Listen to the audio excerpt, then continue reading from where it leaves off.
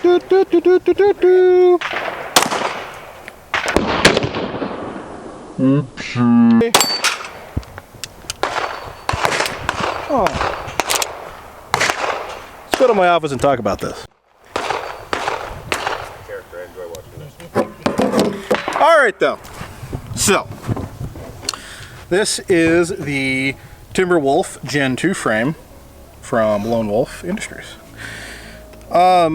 I had a Gen 1 and I liked it quite a bit. Only reason I sold it was to fund some other projects. And this is on short loan, courtesy of a good friend of mine. Right there. Alright, so I'm just going to do some quick first impressions and, you know, just a little bit of review. Nothing huge, nothing major. So to give a bit of background, so this is obviously not a stock Glock frame, but it fits a stock Glock side. This works with Gen 3 and Gen 4s. I'm not going to go much into the features or anything technical about it. I'm just going to tell you how it shoots. Right, so basically the grip angle is closer to something like, say, a SIG or an H&K, if you will. Which means that if you're used to Glocks, when you hold on to a Glock, you generally cant your hand down a little bit because it points up. With this, since it's straight, or if you put a hump on it and it's more like a USP, if you will, you sort of have to like push the heel of your palm forward, almost like you're shooting a 1911. And you know what? It feels really good in the hand. I'm not gonna lie to you. Shooting it is quite nice. It poops. It does not poop. Arr, it's a wolf though. It points quite nice.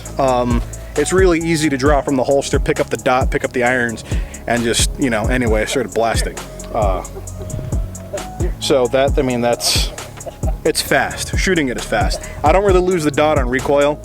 The flip isn't, I've heard you hear some reports online sometimes about old Timberwolf frames where they say it feels like the flip is snappier, the recoil snappier. The flip's not. If anything, it's a little easier to control. However, the recoil impulse does feel a lot stronger in your hand. You'll feel it just about right there on the web of your hand, just pushing on you, almost like a 45. It's very interesting. Might give you the perception of more muzzle flip, but it's not more muzzle flip. It is more recoil. I guess you could say there is a difference. Other than that, price is $225, courtesy of a good friend over there.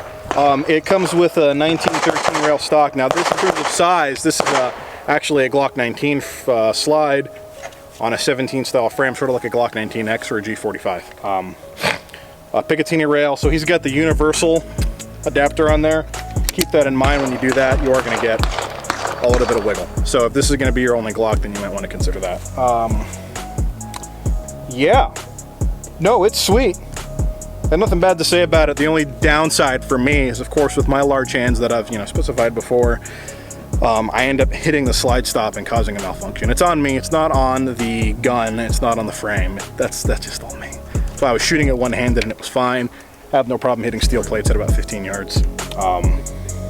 Yeah. So if you're looking for something that's a bit more 1911 or HK like feeling on your Glock, but you still want a Glock because, let's be real, it's a Glock. This is a great option, I think. Yeah, a couple options. The stippling is good. The texture is nice.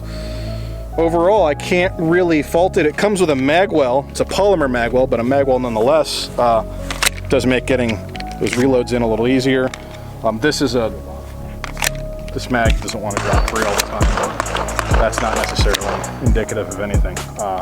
Yeah, no, this thing's sweet. If you want one, you should buy one. I'm probably gonna end up buying one for myself. I don't know if I'm gonna get it for my 34 for my Rolling Special, but we'll see.